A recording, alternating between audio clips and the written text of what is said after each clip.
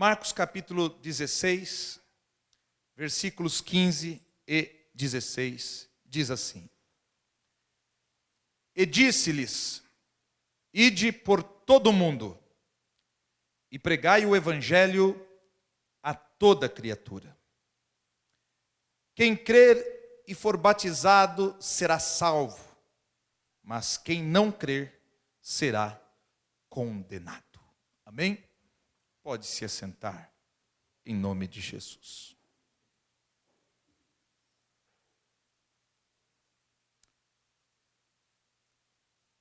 É sabido de todos nós que as pessoas costumam fazer das suas últimas palavras as palavras mais importantes da sua vida. Quando uma pessoa está às portas da eternidade e ela não tem uma morte repentina, ela costuma dizer algumas palavras que você nunca se esquecerá. Nunca se esquecerá. Se nós voltarmos para o segundo livro dos Reis, quando o profeta Eliseu estava à morte, pouco antes da sua morte, ele libera uma profecia de que Deus estava dando a flecha da vitória contra os sírios. E Israel os venceria por 3 vezes na guerra. Quando nós saímos da Bíblia e viemos para a nossa experiência aqui, humana, não que a Bíblia não seja, nós temos alguns homens também que, antes da sua morte, marcaram a sua passagem por esta terra com as suas últimas palavras. Por exemplo, John Hus, grande e fervoroso pregador alemão, quando estava sendo queimado na fogueira pelo Papa, ele disse para o Papa: hoje você pode queimar um ganso. O nome dele era esse, João Ganso. Mas daqui 100 anos, Deus levantará um cisne, o qual você não poderá queimar. Ele estava profetizando o nascimento de Martinho Lutero. Suas palavras nunca foram esquecidas. Meu avô, quando estava à beira da morte, agonizando ali na cama, ele gostava muito de suco de uva, esse da ceia. Minha avó disse para ele: eu comprei aqui um vinho para você tomar. Você quer? Ele disse: é alcoólico? Minha avó falou: não, é igual da ceia. Ele falou: então eu quero. E tomou ali. Foi a última coisa que ele tomou antes de morrer. Né? E partiu falando em línguas. Né? Então, as últimas palavras de uma pessoa costumam ser as palavras mais importantes. Talvez você não se lembre de muitas coisas que ela falou durante a vida, mas aquelas últimas, próximas à eternidade, são lindas. Conta-se que Jonathan Edwards, quando estava partindo, ele disse: se esta é a morte, não vejo nenhum vale. Estou vendo os portais do céu se abrindo. Na verdade, foi Moody quem falou isso, não foi Edwards, foi Moody. Ele ainda disse para sua esposa: estou vendo as crianças, que eram os 2 netos dele que tinham morrido de meningite. E ele se virou para a esposa e disse: você me foi uma ótima esposa. Adeus. Que partida linda. Ficou gravada, ficou marcada. Então, geralmente, as últimas palavras de uma pessoa são as mais importantes que ela dará em toda a sua vida. Mas também poderíamos citar aqui as últimas palavras de pessoas que partiram sem salvação. Eu tenho um livro que fala sobre isso. Eu estava vendo ali a partida de alguns desses famosos ateus. Nietzsche, tantos outros. E alguns deles partiram gritando que não queriam entrar no inferno. Quer dizer, toda aquela filosofia que ele ensinou durante a vida, negou Deus, na hora da morte caiu por terra, o desespero tomou conta. Mas aqui estão, irmãos, as últimas palavras de alguém que foi morto, mas que ressuscitou e hoje está vivo para todo sempre.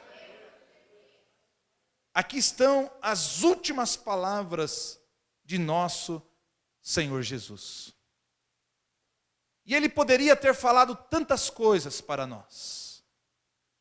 Ele poderia ter falado aos discípulos: muito obrigado por tudo que vocês fizeram por mim. Ele poderia ter falado: foi muito bom ter passado esses tempos aqui com vocês na terra. Ele poderia ter falado: olha, ensinem a paz e o amor por aí. Ele poderia ter falado tantas coisas. Mas ele foi enfático. Ele foi incisivo.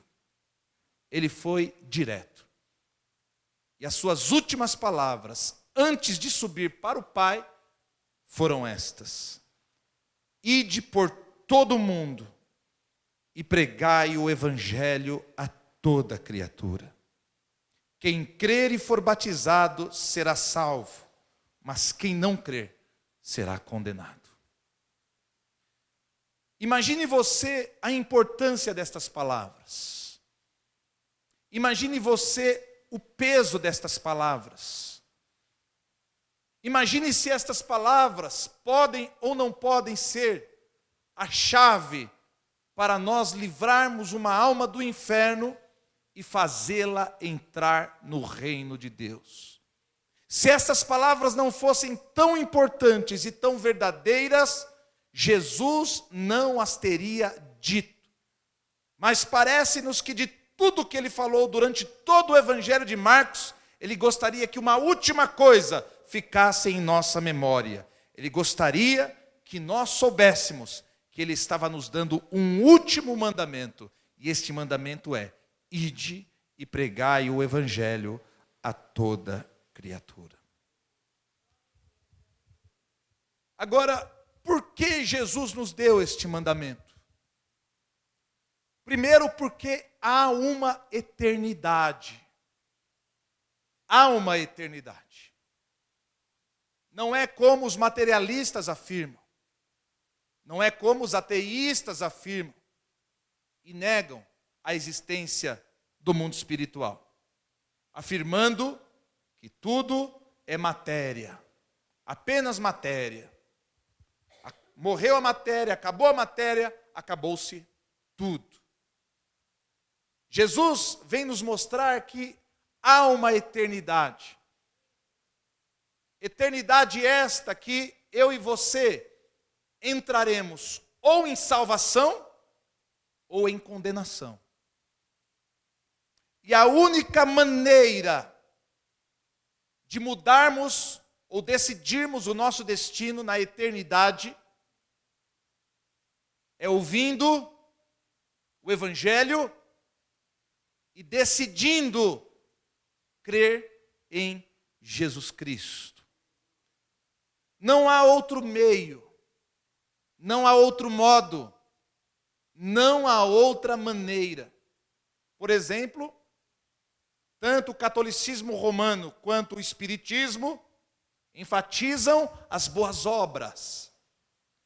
É necessário, segundo eles, as boas obras. Quanto mais boas obras nós realizarmos e fizermos, quanto mais o bem nós fizermos para as pessoas, mais nós teremos crédito diante de Deus. Isto não é verdade. Se isto fosse verdade, a salvação seria mérito humano. Mas o que diz a palavra em Efésios, capítulo 2? Vejamos. Efésios, no capítulo 2, aqui, no versículo 8, diz assim, Efésios 2:8. Pois é pela graça que sois salvos, por meio da fé. E isto não vem de vós, é dom de Deus, não das obras, para que ninguém se glorie. Ou seja, se a salvação fosse pelas obras, como afirmam os espíritas, e insiste o catolicismo romano, a salvação seria mérito do homem. Eu mereço entrar no céu. Eu sou uma pessoa boa. E Deus odeia esta afirmação. Nunca diga assim, eu sou uma pessoa boa. Você não é. Você é ruim que nem uma praga. Nós somos ruins que nem erva daninha. Nós amamos quem nos ama. Mas quem pisa no nosso calo, ai, ai, ai, ai, ai. Então nós não somos bons. E por que Deus decidiu salvar seres como nós? Ruins que nem uma praga. Por que Deus decidiu nos salvar? Pessoas tão úteis quanto uma erva daninha. Pela graça. Pela graça. Nada da nossa salvação vem de nós. Nada. Para nós nos arrependermos, precisamos ser convencidos pelo Espírito Santo. Para nós ser perdoados, precisamos ser aceitos por Deus. Para nós sermos limpos, precisamos do sangue de Jesus. E para nós termos fé, precisamos que Deus nos dê essa fé. Como está escrito aqui em Efésios 2:8. Pela fé, e isto não vem de vós, é dom de Deus. Deus deu a fé para vocês acreditarem e serem salvos. Nem fé vocês têm para ser salvo, mas como Deus é bom, Ele é gracioso, Ele deu a fé para que vocês, através da fé, consigam alcançar a salvação. Então nada vem de nós, tudo vem de Deus. Agora eu estou falando para uma plateia cristã, eu estou falando para umas pessoas que estão acostumadas a ouvir o Evangelho.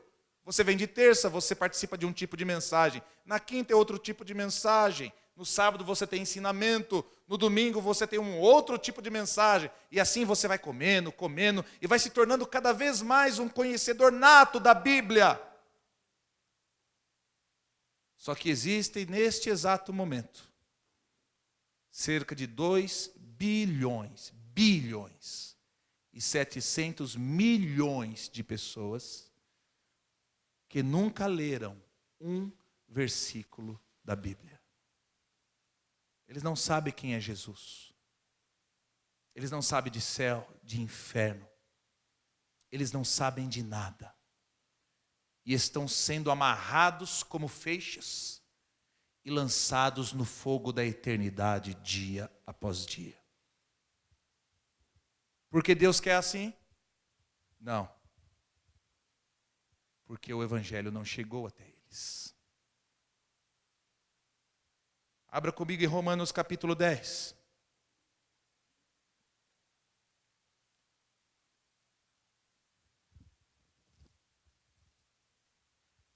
Romanos capítulo 10.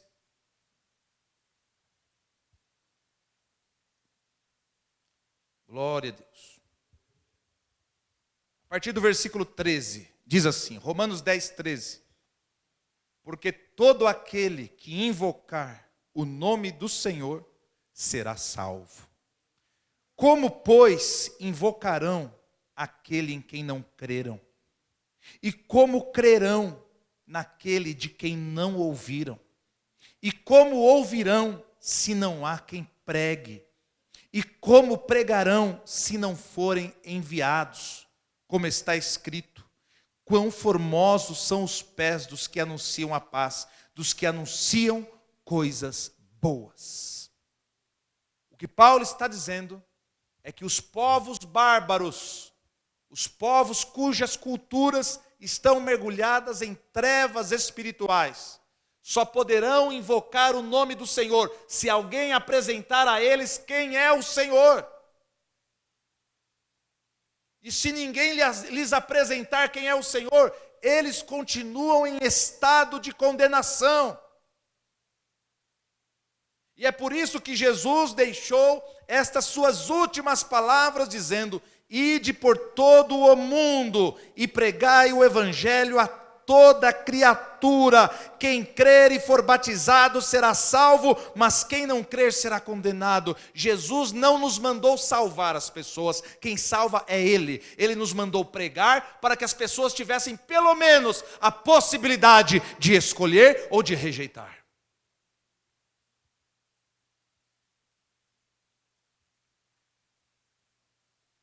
Agora, quem pode pregar o evangelho? Quem pode pregar o evangelho? Primeiro, somente quem nasceu de novo. Somente quem teve um encontro com Deus e passou pela obra regeneradora do Espírito Santo. Nasceu de novo. Não tem mais nenhum tipo de vínculo com este mundo ou com esta geração presente. Somente aquele que já se desembaraçou dos negócios desta vida para agradar aquele que o alistou. Quem que pode pregar o evangelho? Somente quem nasceu de novo. Imagina um perdido tentando salvar outro perdido. Que poder de convencimento ele tem? Imagina um alcoólatra tentando pregar para o alcoólatra que aquele alcoólatra precisa entregar sua vida a Jesus se ele mesmo continua alcoólatra.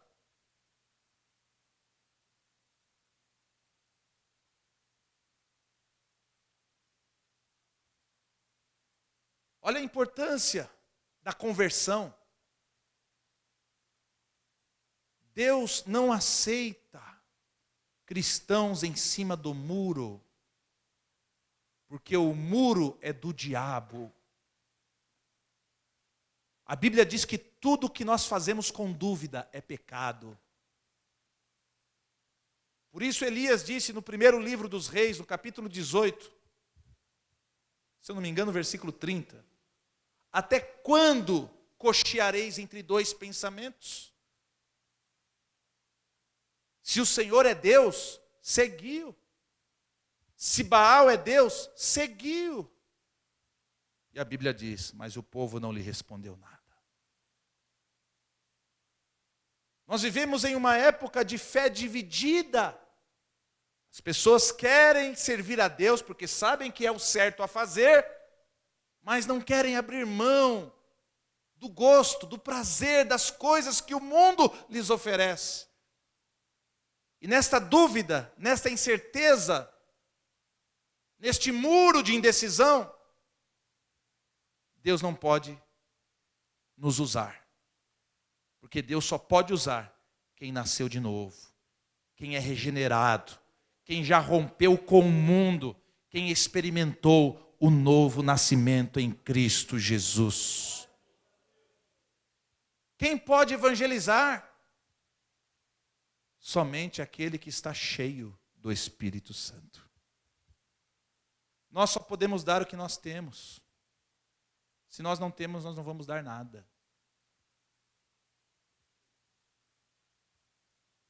Olha a responsabilidade, cristão. Olha a responsabilidade cristã de sermos cheios.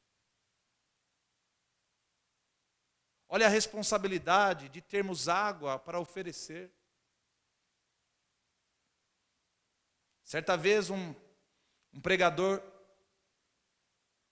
parou em um lugarejo do lado de um poço, puxou ali um pouco de água, bebeu e ficou ali sentado, descansando. Ele ficou mais ou menos uma meia hora descansando, uns 40 minutos. Nesse tempo que ele ficou ali, veio uma jovenzinha e deitou o balde lá dentro do poço, puxou o balde, levou embora, desapareceu. Daqui a pouco, olha a jovenzinha voltando, enfia o balde. Naquele tempo que ele ficou descansando, a jovenzinha veio umas 4 vezes buscar água. Ele falou, moça, para que você precisa de tanta água? Ela disse, é porque eu dou de beber a muitas pessoas. E aquele pregador falou, meu Deus, se eu quero dar de Deus a mais pessoas, eu preciso me encher muito mais da presença de Deus.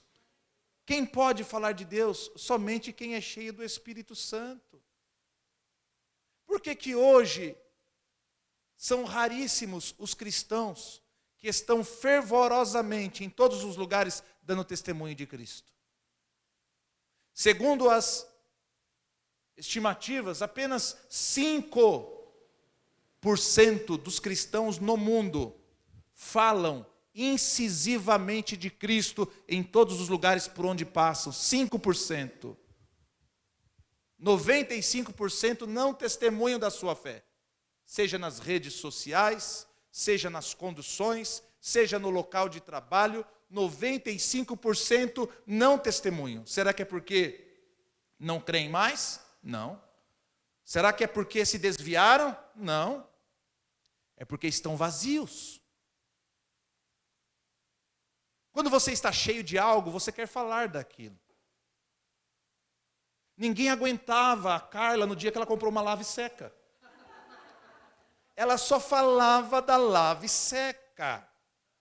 Na reunião da diretoria ela falava da lave seca, nos intervalos do culto era da lave seca, e ela dava testemunho para as irmãs o que a lave seca fazia. Era uma beleza. Agora acabou o amor, né? A lavadora de louça, é verdade. Agora veja, quando a gente compra uma casa, quando a gente compra um carro novo, nós estamos tão cheios daquela alegria que nós queremos falar para as pessoas o que aquele carro faz, o que aquele carro não faz, o que a casa tem, o que a casa não tem. Quando você faz uma viagem que era a viagem dos teus sonhos, você fica cheio daquilo e você quer contar para as pessoas como que eram os lugares, por onde você passou, você está cheio. E cadê Jesus em nós? Cadê Jesus em nós? Nós temos retido, irmãos, o testemunho, nós temos retido a palavra, nós temos retido a fé, nós não temos pregado às pessoas. Por que você usa as suas redes sociais? As pessoas te conhecem como um crente, como um cristão ou como um militante? Preste atenção. Nós estamos vazios de Deus, gente. A nossa fé muitas vezes não passa de discurso. E como diz Filipenses capítulo 3, versículo 13, eu não digo isso porque eu já alcancei esse objetivo. Pelo contrário, eu apenas tento esquecer as coisas que para trás ficam e prosseguir para o alvo da soberana vocação. Eu ainda não alcancei este alvo. Eu ainda não alcancei este alvo. Esses dias, conversando com uma jovem, ela me falou, pastor, ontem, não me lembro o dia que ela me falou, era alguns dias antes, ela falou, voltando do trabalho, do percurso do trabalho até a minha casa, eu preguei para 20 pessoas. Falei, glória a Deus, glória a Deus, glória a Deus. Isso é um tapa na cara para nós. Isso é uma vergonha para nós, que estamos cheios de preocupações, mas vazios de Jesus. E o que nós precisamos fazer? Encha o balde d'água. Quando você enche um balde d'água para levar para algum lugar da tua casa, você procura não encher até a borda, não é verdade? Porque senão quando você vai andando, vai derramando. Mas no reino de Deus, nós precisamos encher o balde até a borda. Para testemunharmos de Cristo, precisamos encher o balde até a borda. Para fazermos a obra, cumprirmos o nosso ministério, exercermos o nosso chamado, nós precisamos estar derramando Cristo, para que onde nós passemos, as águas do Espírito escorram e espirrem das nossas vidas. Percebe, irmãos, como nós precisamos ler mais. Outro dia eu vi um irmão dizendo assim, não precisa ficar lendo a Bíblia todo dia, não. Esse negócio de ficar lendo a Bíblia todo dia, todo dia, todo dia. Isso aí não quer dizer nada, isso daí. O quê? O quê? Josué capítulo 1, Deus disse, medita no livro desta lei de dia e de noite. De dia e de noite. Salmo 1 diz, bem-aventurado o homem que não anda segundo o conselho dos ímpios, nem se detém no caminho dos pecadores, nem se assenta a roda dos escarnecedores. Antes tem o seu prazer na lei do Senhor, e na sua lei medita de dia e de noite. Irmãos, contato diário com esta palavra significa enchimento espiritual. Ler esta palavra é encher-se espiritualmente. Nós precisamos comer a palavra. Jesus disse em João 6,63 que essas palavras são espírito e vida. Nós não poderemos levar a vida de Deus ao mundo se nós não tivermos esta vida de Deus em nós. Precisamos ser cheios do Espírito Santo. Quem que pode pregar o Evangelho? Quem nasceu de novo. Quem é cheio do Espírito Santo. Terceiro, quem conhece a doutrina.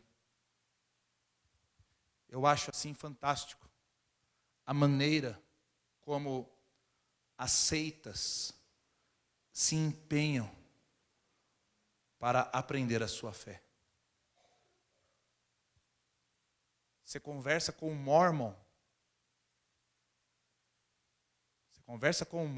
Ele sabe fundamentar a fé dele. Você conversa com o testemunho de Jeová, ele sabe fundamentar a fé dele na Bíblia. Ele sabe mostrar o que, o porquê, onde, quando. Ele mostra. E eu? E você? O que você sabe de Bíblia? O que você sabe de doutrina? Se alguém te perguntar assim, me mostre na Bíblia, onde diz que todos os homens estão perdidos, você sabe? Se alguém lhe perguntar assim, me mostre agora, onde está a existência do inferno na Bíblia, você sabe? Se alguém falar assim, me mostre agora, onde está escrito que é necessário o sangue para eu ser perdoado pelos meus pecados, e o sangue de Jesus, me mostre agora. Na Bíblia, porque me mostre agora onde só Jesus é a salvação e por que só Ele é a salvação. Nós precisamos, irmãos, saber responder com paciência a todo aquele que questiona a nossa fé. Mas isso só acontece com conhecimento. Quem pode pregar o Evangelho? Quem tem o conhecimento. Eu achava interessante, alguns aqui conheceram a irmã Virgínia. A irmã Virgínia é uma senhora que congregou conosco no ministério anterior, morreu aos 94 anos. Ela era uma senhora analfabeta. Ela nunca soube ler e nunca soube escrever. E ela sabia os versículos de cor. Primeiro porque ela decorava. O pastor estava lendo a Bíblia para pregar, ela decorava aquela passagem. E segundo, porque ela pedia para as filhas ler a Bíblia em voz alta para ela na casa dela. E ela ia guardando tudo que era lido. O desejo, a vontade, o querer ter a palavra guardada no seu interior. Quantos dias às vezes passam e nós nem pegamos nesse livro. Nós nem pegamos nesse livro. Nós estamos doentes com a tecnologia. Doentes. Ontem eu estive no centro e eu vi assim uma cena hilária. Um casal de namorado abraçados. Eles estavam na calçada, não sei se esperando o ônibus, o que estavam fazendo, mas eles estavam abraçados. O moço e a moça abraçados. O moço com o celular aqui e a moça com o celular aqui. Os dois abraçados, mas o bracinho de um para o lado, o bracinho do outro para o lado. Eu falei, gente do céu, é a doença do século. É a doença do século. Mas vamos para frente. Quem pode pregar o Evangelho? Agora, irmãos, onde nós devemos pregar o Evangelho? Em todo o lugar onde houver uma alma vivente, ali deve ser pregado o Evangelho. Jesus disse em Mateus 24, onde estiver o cadáver, ali se ajuntarão os abutres. Onde estiver uma alma morta pelos seus pecados, onde houver uma alma perdida, um lar, uma família, um bairro, uma cidade, uma nação, um país, onde houver almas, ali nós devemos estar pregando o Evangelho. Nós temos que invadir casas, temos que invadir lares, temos que ir para o ar livre, nas praças, nas ruas, nós temos que ir para as escolas, nós temos que ir para a calçada da igreja. Aqui é o nosso quartel-general, mas nós temos que ir, nós temos que levar, nós temos que fazer. É incrível, irmãos, como as pessoas estão sedentas. Você entra em um lar, e quando você começa a abrir a tua boca e falar as palavras mais simples, uma palavra tão simples que na igreja ninguém daria um glória por aquela palavra, de tão simples que ela é. Aquelas pessoas comem o que você está falando, elas bebem o que você está falando, porque a alma delas está com muita sede de Deus.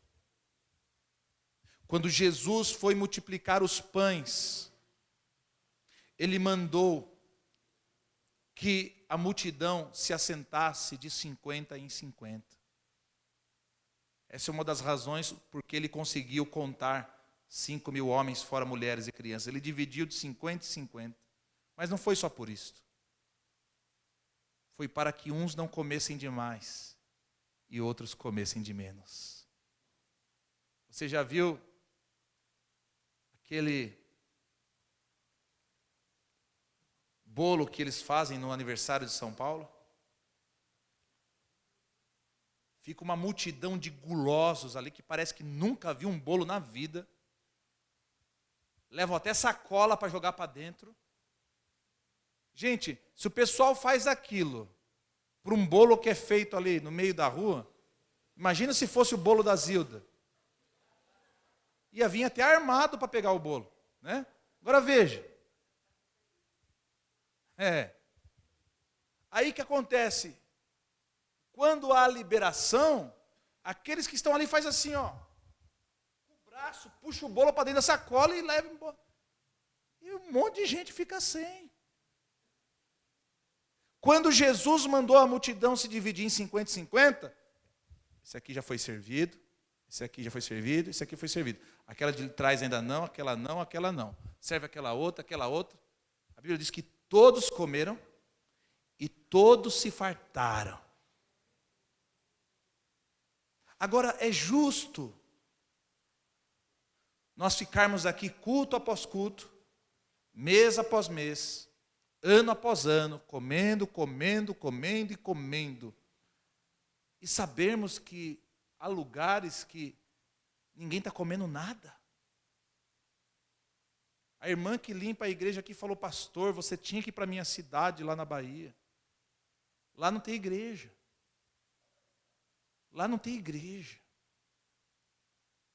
Na época que eu gravava CDs de mensagem, ela disse que levou meus CDs de mensagem para lá. Pegaram um toca-CD, ligaram numa bateria de 12 volts, que lá não tinha energia elétrica. Ela falou, pastor, mas aquele povo terminava a pregação, eles colocavam de novo. Terminava a pregação, eles colocavam de novo. Terminava a pregação, pastor, eu achei que ia arriscar o teu CD, tanto que eles ouviram. Tanto que eu não trouxe embora, eu deixei para eles. Porque eles ouviam e falavam, que maravilha, que palavra. Mas não é porque eu prego bem, não, irmãos. É porque eles estavam com sede, eles estavam com fome. ouvir de Deus, ouvir de Jesus, ouvir de Cristo, ouvir de poder, ouvir de livramento, ouvir de salvação, ouvir de vitória sobre o diabo, vitória sobre o inferno, ouvir de céu, ouvir de eternidade, ouvir de esperança, ouvir de fé. Isto faz bem para a alma do faminto, gente. Nós não podemos, irmãos, nos contentarmos em estar comendo, sabendo que outros estão passando fome espiritual. Jesus disse: ide e preguem este evangelho a toda a criatura, levem a minha palavra, porque eu quero um céu cheio de almas humanas.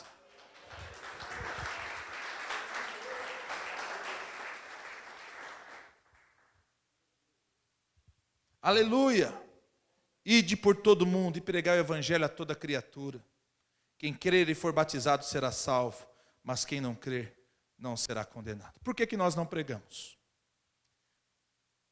Nós não pregamos porque nós ainda não acreditamos necessariamente na realidade da perdição eterna.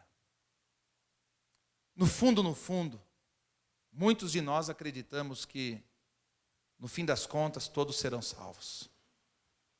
E essa é uma falsa esperança. Essa é uma falsa esperança. Algum tempo atrás, eu tenho um livro chamado A Divina Revelação do Inferno.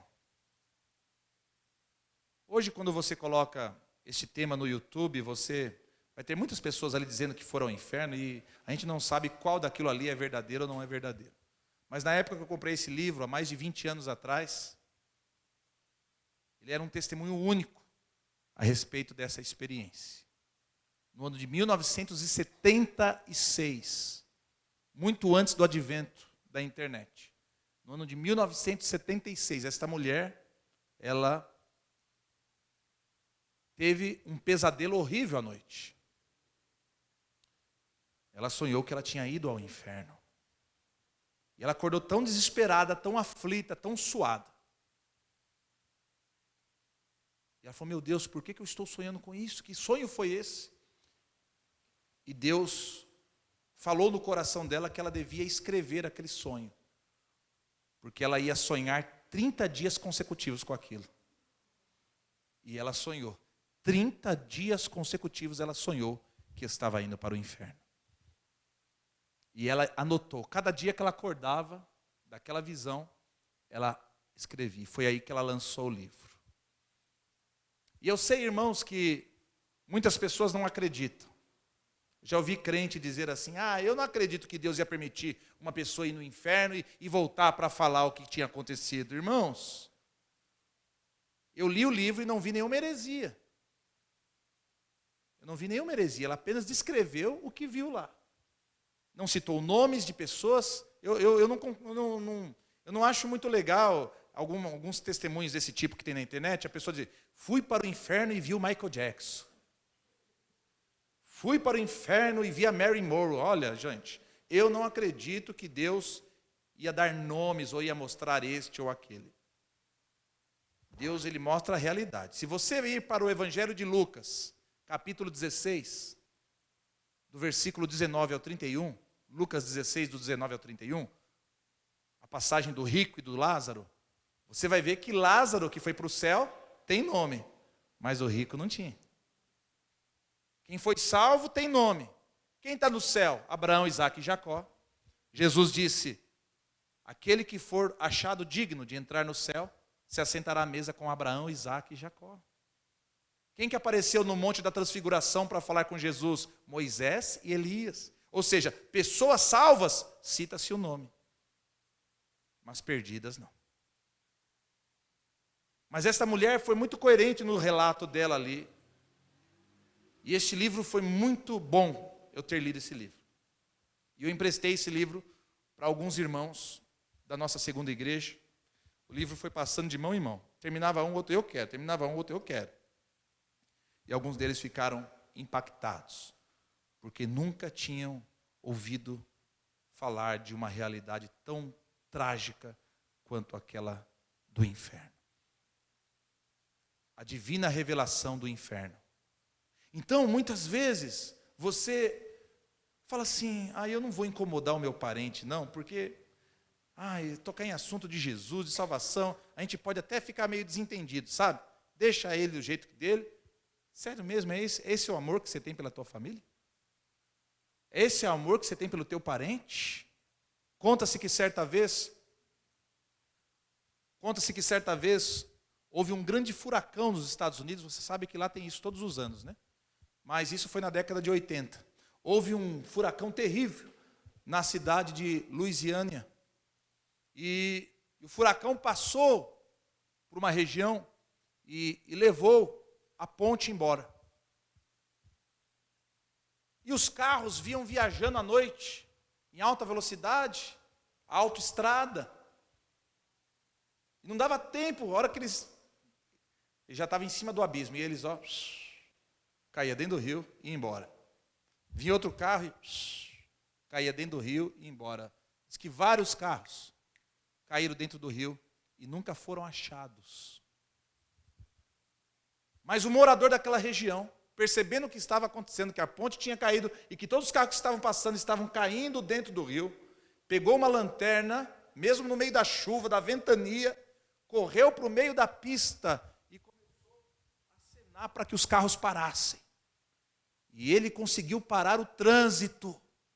E ele gritava, parem porque a ponte caiu, parem porque a ponte caiu. E ele evitou que mais mortes acontecessem. Mas e se esse homem se assentasse à beira da estrada e falasse, trouxe até uma pipoquinha aqui para ver, vou começar a assistir. Olha aquele carro cheio de criança. Uau, mais um. Olha aquele outro. O que esse homem seria? Um assassino? O que ele seria? Um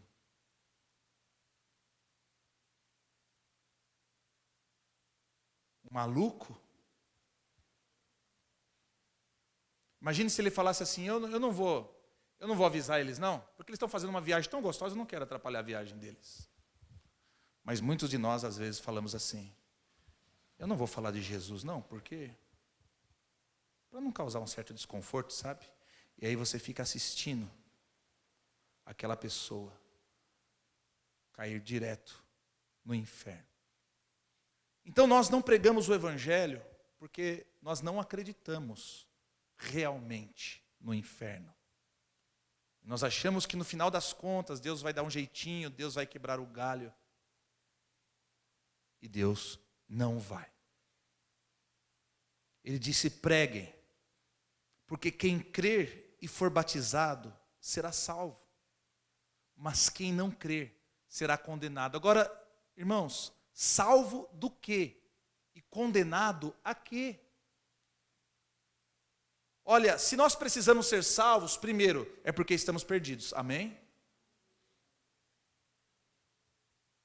A Bíblia diz em Romanos 3, 23, pois todos pecaram, todos, e estão destituídos da glória de Deus.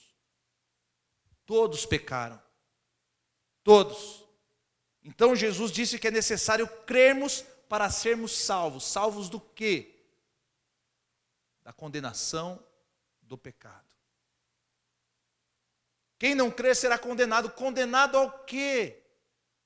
A punição eterna, por não ter saído da condição de pecado. Olhe desta maneira agora. Olhe para o mundo ao teu redor. Você não vai ver mais religiões. Você não vai ver mais placas de igrejas. Você não verá mais nada. Você só enxergará agora quem é salvo e quem não é salvo. Uma das coisas mais impressionantes que eu já li a respeito do naufrágio do Titanic, e eu leio muito, irmãos. Eu gosto de documentários, eu gosto de perceber, acho que eu já assisti uns 20 documentários sobre o Titanic, sobre a Segunda Guerra. Eu gosto de conhecer a história das coisas. Mas isso que eu vou falar, eu li num livro chamado Esforça-te para Ganhar Almas, de Orlando Boyer. E ele relatou que na noite do naufrágio do Titanic, havia um missionário naquele navio, que também caiu nas águas congelantes do Pacífico. E enquanto aquele homem teve fôlego de vida, ele nadava de pessoa em pessoa, fazendo o apelo para que elas se rendessem a Cristo.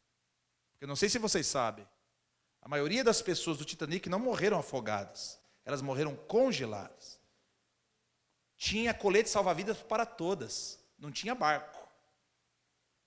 Então elas caíam na água, elas não morriam afogadas, mas a água estava a mais de 10 graus negativos. Mas aquele missionário nadava de pessoa em pessoa e falava: você tem Cristo? E a pessoa dizia: não, não tenho. Então receba Cristo como teu único e suficiente Salvador. A pessoa dizia: eu recebo. Ele nadava até a outra e falava: você tem Cristo? Não tenho Cristo. Então receba Cristo como teu único e suficiente Salvador. E ela falava: eu recebo. E assim ele foi indo de pessoas e ele fez apelo a muitas pessoas, até que finalmente a hipotermia também o acometeu e ele morreu ali. Mas que coisa linda, gente! Alguém que foi fiel ao mandamento de Cristo, até mesmo quando a própria vida estava em risco. Agora, irmãos, existe um fato também que pode tirar a nossa vontade de testemunhar.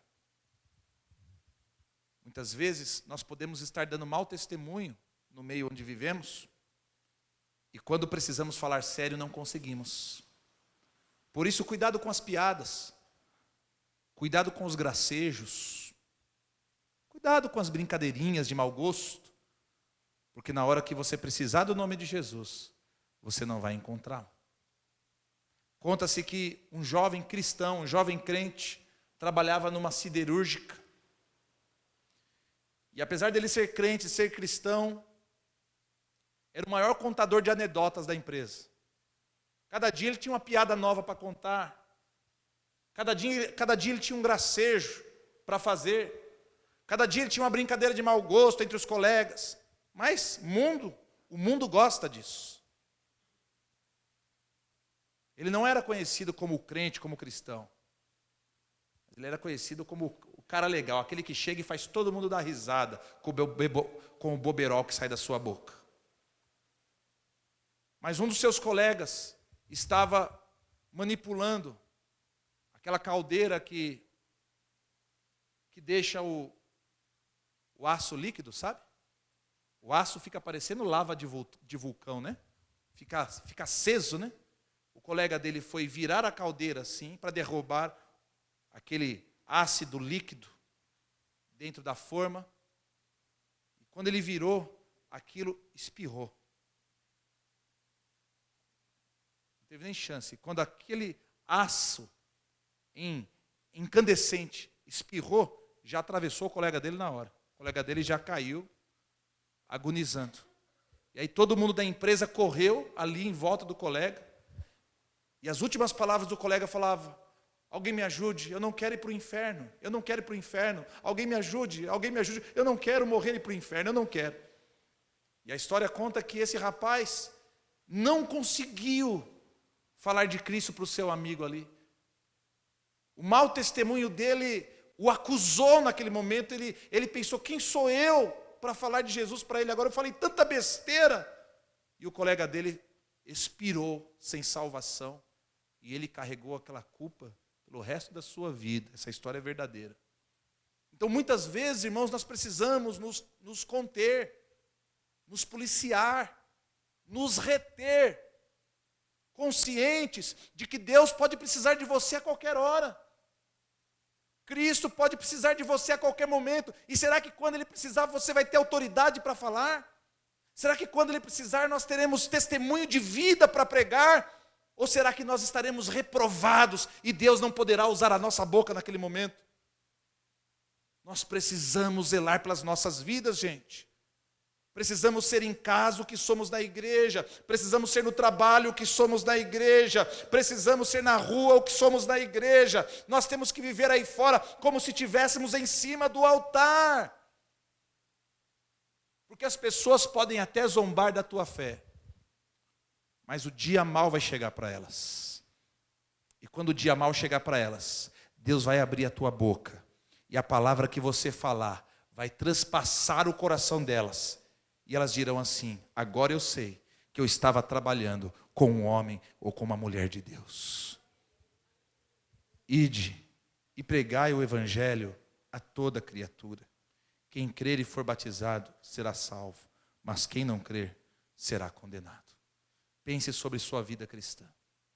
Pense sobre a tua obediência a Cristo neste mandamento. Seja sincero, se como igreja estamos levando adiante esta tarefa ou não. Amém? Meu Deus e nosso Deus, meu Pai e nosso Pai, nós entregamos a tua palavra nesta noite, no desejo, no intuito, Senhor, de sermos instrumento nas tuas mãos, para pelo menos em parte desta igreja, já que todos não estão aqui presentes, possamos ser despertados, Pai, para esta tão gloriosa obra. Senhor Deus, em nome de Jesus, se muitos de nós temos sido Martas, se muitos de nós temos estado tão ocupados quanto estava Marta, se muitos de nós estamos tão cheios de afazeres como estava Marta, ajuda-nos a ser como Maria, que escolheu a boa parte, e o Senhor não tirou a boa parte dela. Nós sabemos que a boa parte, Senhor, é estar aos teus pés. A boa parte é dispor o nosso tempo para ti. Nós sabemos que a boa parte, Senhor, é estar no centro da tua vontade. E nós te pedimos nesta noite, coloca-nos, insere-nos no centro da tua vontade. Lembra-te, Deus, de que estamos no meio de um mundo perdido, no qual nós também estávamos, mas fomos puxados de lá pela tua graça salvadora. E agora, quando olhamos, Senhor, vemos milhares e milhares de mãos estendidas, dizendo: ajuda-nos. Como o Senhor Paulo teve aquela visão de um homem que lhe dizia: passa a Macedônia e ajuda-nos. Assim nós temos, ó Deus querido, podido assistir mãos estendidas ao nosso redor, dizendo: entrem na minha casa e ajuda-nos, entrem no meu lar e ajuda-nos, entrem na minha família e ajuda-nos.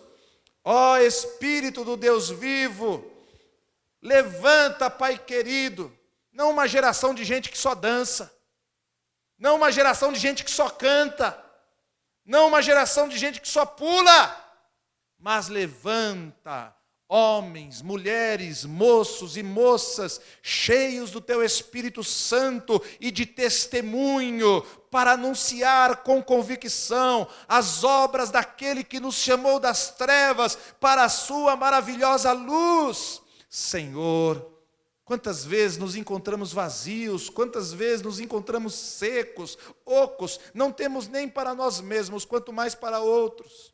Eu te peço, Deus, enche-nos nesta noite e enche-nos a partir desta noite, que ao chegarmos em casa, o teu Espírito comece a nos impelir à oração, que o teu Espírito comece a nos levar para o joelho, que ao chegarmos em casa, o teu Espírito comece a nos convocar para o jejum, para a consagração, que o teu Espírito Santo nos leve à leitura, à meditação, a comer da palavra, que o teu Espírito nos coloque diante de pessoas que querem e precisam ouvir, e que o teu Espírito também traga até nós pessoas que querem e precisam ouvir. Ó Santo dos Santos, em nome de Jesus, faz de nós, igreja, testemunha viva do teu poder e da tua salvação na terra dos viventes, e nós te daremos por isso toda a glória, desde agora e para sempre. Amém. Amém. Deus abençoe.